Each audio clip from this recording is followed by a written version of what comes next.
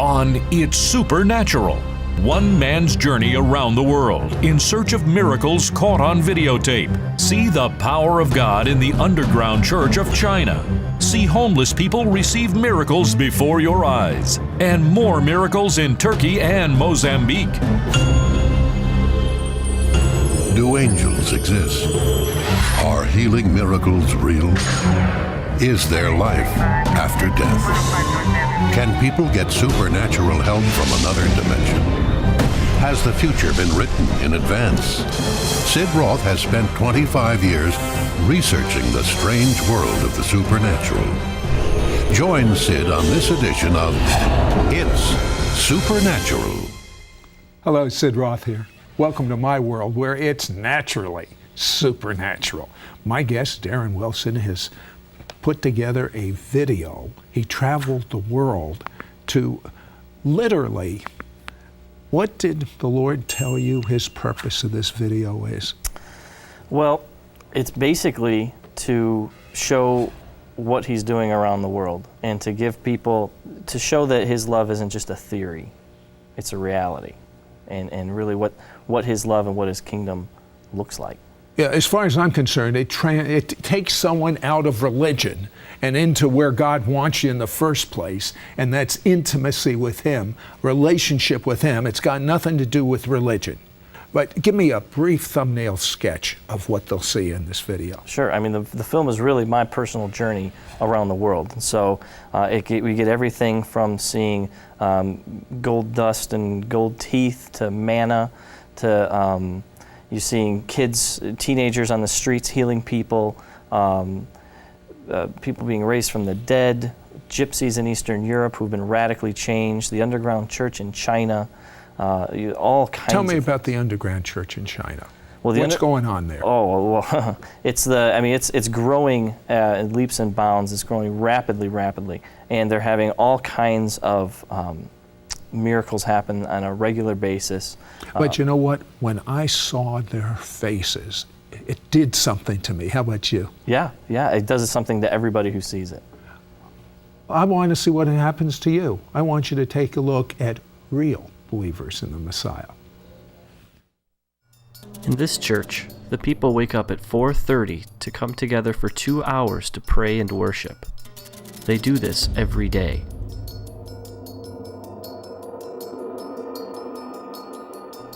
This church meets in the only place they are safe, a cave.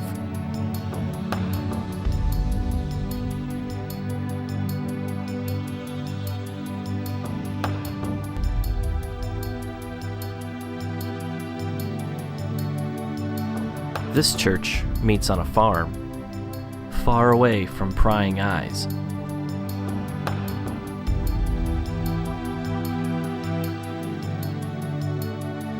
Here's an example of an underground church outreach.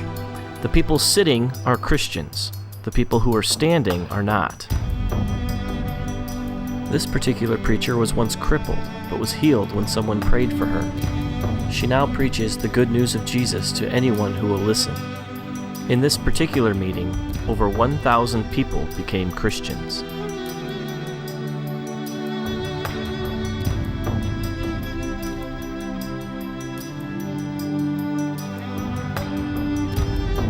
This is a church service attended by over 6,000 people, and while that may sound like a lot, you have to understand, this one church has over 300,000 members.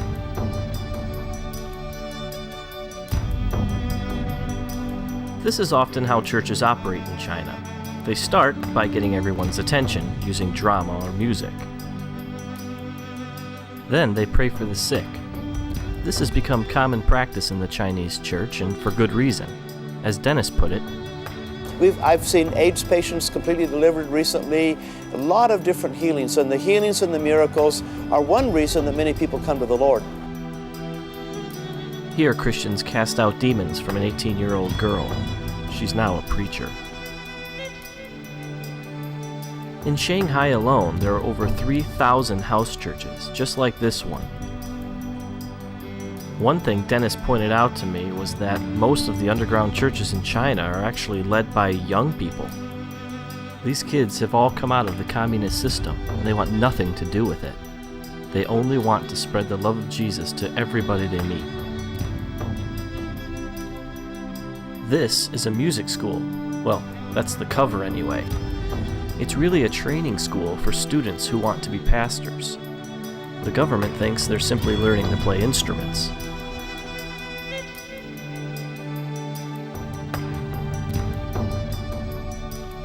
One thing I quickly realized about the Chinese church is that it's a lot different from the American one. For one thing, they think a 4-hour sermon is short. But more than that, even, is how different their services looked from ours. I mean, see for yourself what happens when a desperate people plug into a powerful God.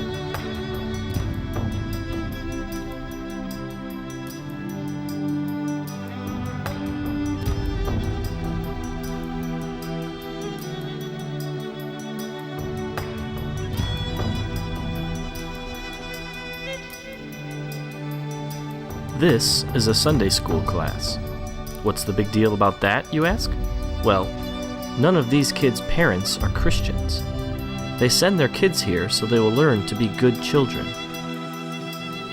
Nearly all of these children will eventually lead their parents to the Lord. In this church service, it's 120 degrees inside the building. The people meet for 12 hours straight.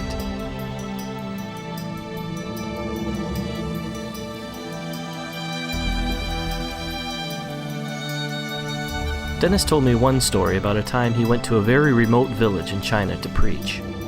He was led into a large room where the people were packed so closely together that he had his back to the wall and could reach out and touch the row in front of him. Everyone stood. There was no room to sit. He asked how long he should preach for, and they told him from 8:30 to 7 at night. Then they asked him if it wasn't too much trouble, could you come back tomorrow and preach from 8:30 to 7 again?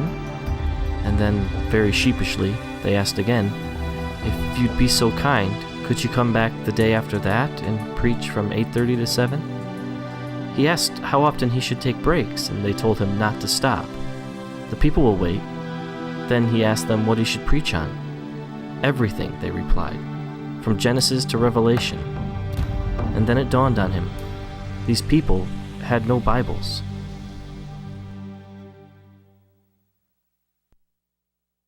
We now return to It's Supernatural. Hello, Sid Roth here with Darren Wilson, and Darren was literally commissioned by God to travel the world and capture the miraculous. I'll tell you, one of my favorite things that I saw in your video, Darren, was when you went with Jason Westerfield out on the campus of Yale University. Tell me about that. Yeah, well, I was actually told by a friend that I trust that I got to meet this guy, Jason Westerfield, in Connecticut. And so I went there. I had one day with him. I'd never met him before. And we went to the heart of Yale University's campus. And while we were there, Jason just had a really powerful experience with the Lord. And he kind of, was having this experience, and I'm off to the side waiting patiently for him to stop having this experience so we can go film. And afterwards, he came up and he was relaying to me some of the things that he saw. And I was like, wow, that's pretty neat that you had that happen to you. Meanwhile, I was very bored. But so then he looked at me kind of strange, and I've since talked to him, and he said, I asked him why he did this. He said, the Lord told him to do it. So he looked at me and he said, do you want to see into the spiritual realm? And I said, sure. Hit me with your best shot.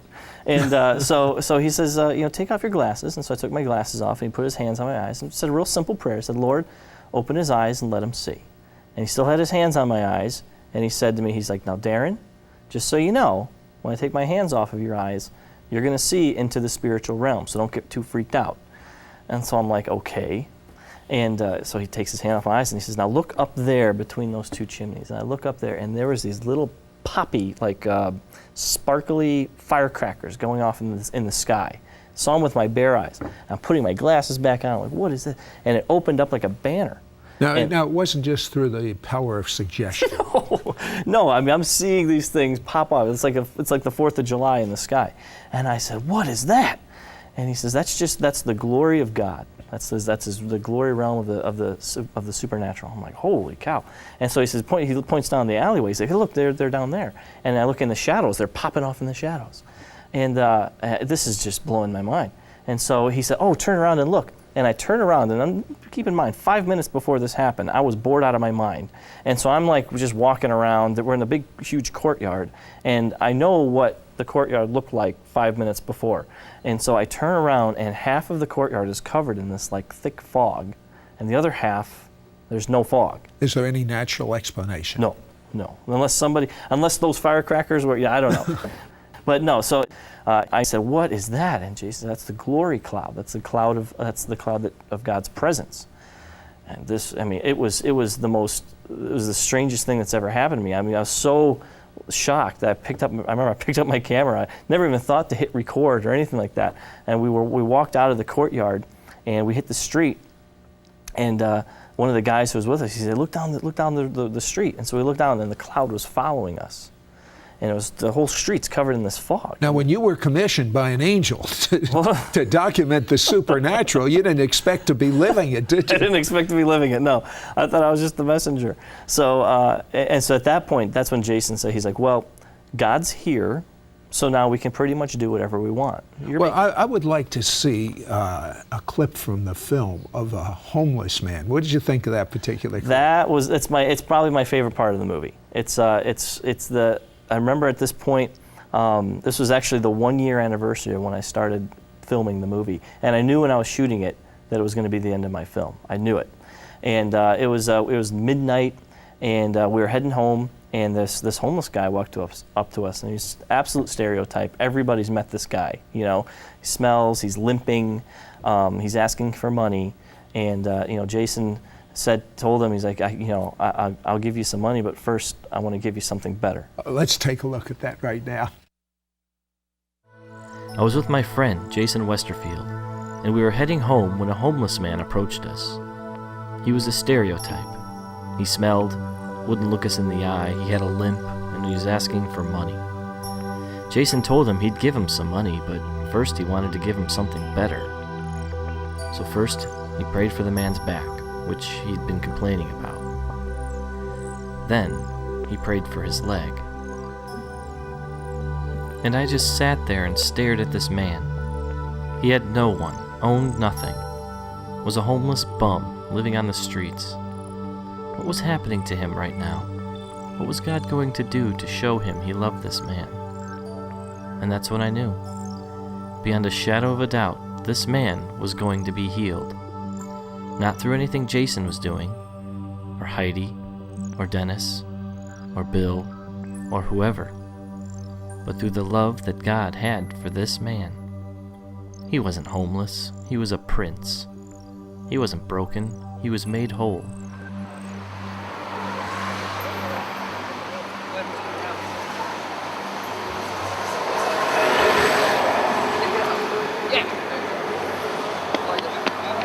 Much better.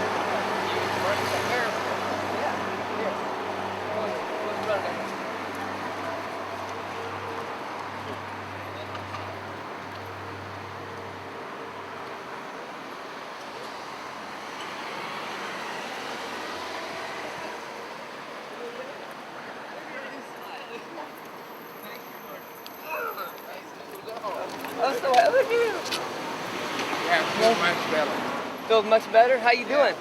Good. This is William. Joy, look at you. You feel lighter? Yeah. Those weights have gone, and God healed you right there, and God healed your neck and back. And you look better. You look like, your face looks normal now. Yeah, thank you very much. I Yeah. sure appreciate the Lord work miracles. God does work miracles. He loves you. God set you up tonight to be right here. You thought you were coming for silver and gold, some money, but the Lord said, hey, I got something better for you. He'll give you that, but He wanted to bless you tonight. You're His son. He loves you. But I appreciate everything. Yeah. God bless Love you. you guys. Have a good meal, okay? We now return to It's Supernatural. Hello, Sid Roth here with Darren Wilson. And Darren, you told me that homeless guy that was panhandling for money, after he got physically healed, what did he do about the money? He totally forgot. He was so happy and so excited.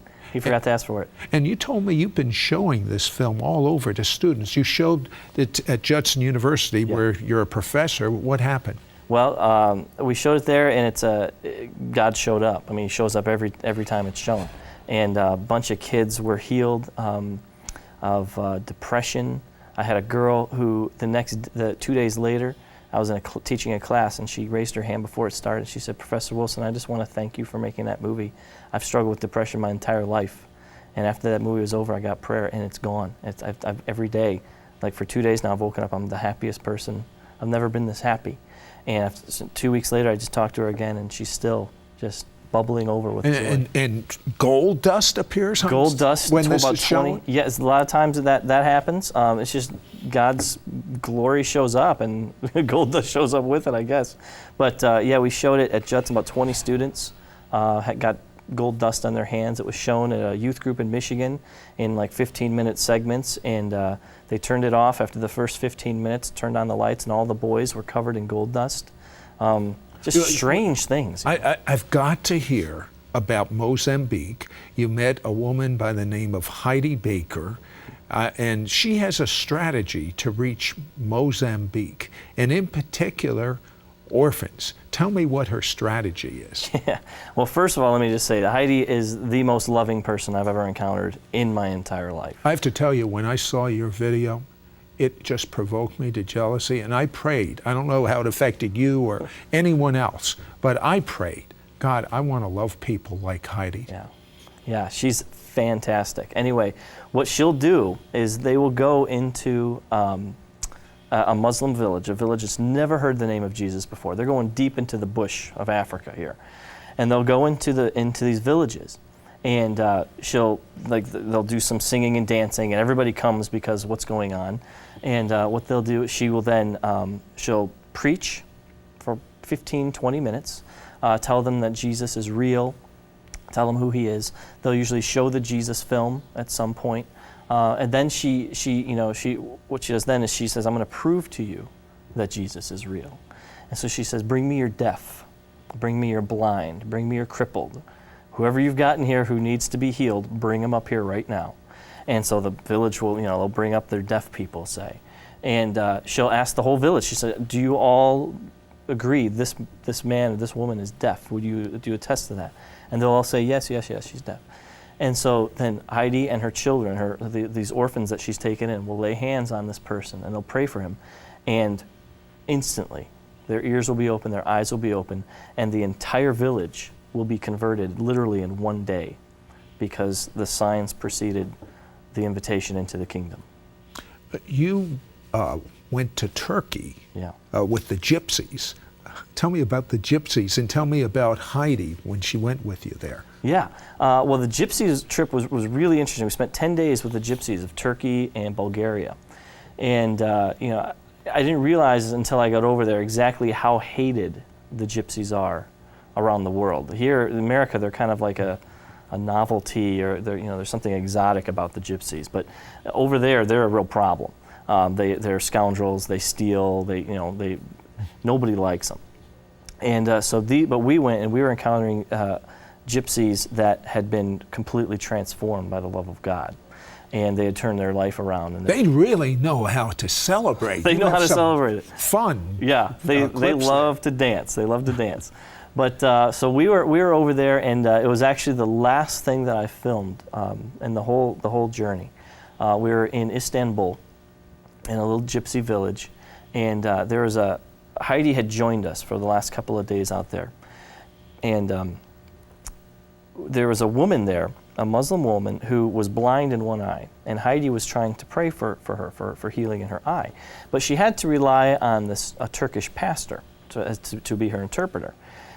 And it was a really interesting segment, and as I was filming it, I knew that this was one of those moments where you just dream as a filmmaker. I can't believe I'm capturing this on film, because on the one hand, you have Heidi, who, again, it just exudes love, and that's her whole That's her whole when I life. saw the footage in Mozambique with Heidi, with the orphans. How many orphans does she have? They have over 7,000. Did she get that 7,000 orphans? And it seems like she has orphans around her hugging. She's hugging them all the time. And that love that you said exudes, that's what I'm illustrating right now. Yeah. And so she's trying to just love this woman and pray for her. But the Turkish pastor wants to convert this woman first.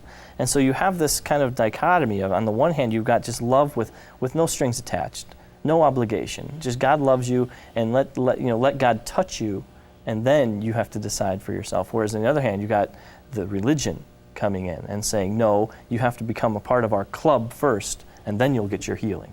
And so it was this back and forth between these two, and it was just absolutely fascinating to watch. But there was a line by Heidi Baker that's ringing in my ears. She kept saying to this pastor that was, let's say, legalistic, you have to love them. She was almost pleading, you have to love them. Yeah, you have to love. It's all about love. And the pastor even said back to her, he says, like, I do love her, but I want to train her. I need to train her first. You just didn't get it. No, didn't get it. Tell me about something that you saw with your own eyes in Mozambique.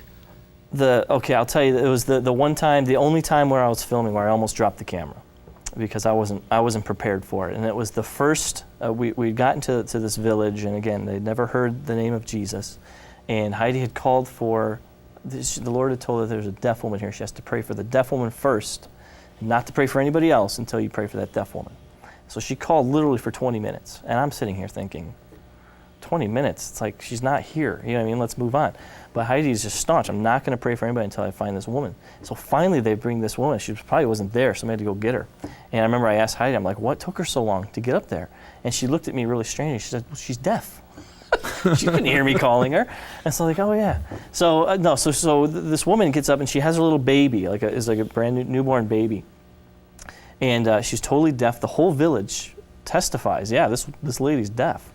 And so Heidi starts to pray for her, and she has her children pray for her. And the woman hears.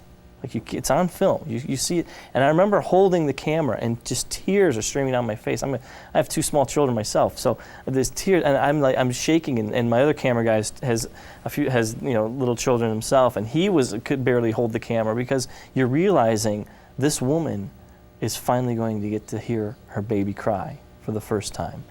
She's going to hear her baby, her young child, speak her name for the first time. And I could hardly stand. And the presence of God was so thick there.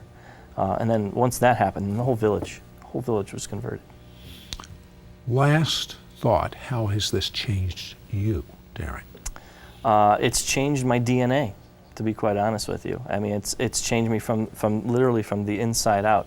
It's funny, I tell people when they watch the movie, when I go to show it different places, I said, look, you have to understand, this movie's 0 to 60 in about 2.3 seconds. I've had 2 years to process what I've seen.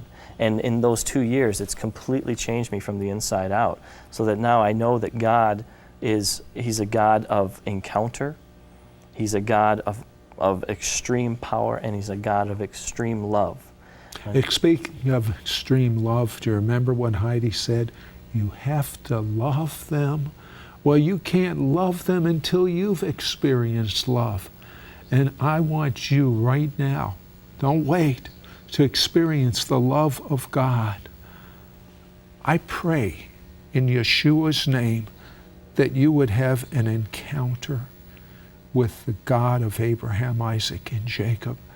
Don't settle for religion. Don't settle for tradition. There's more.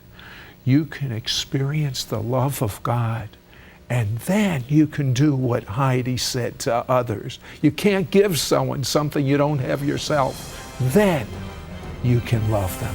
It's time to experience God's love for yourself.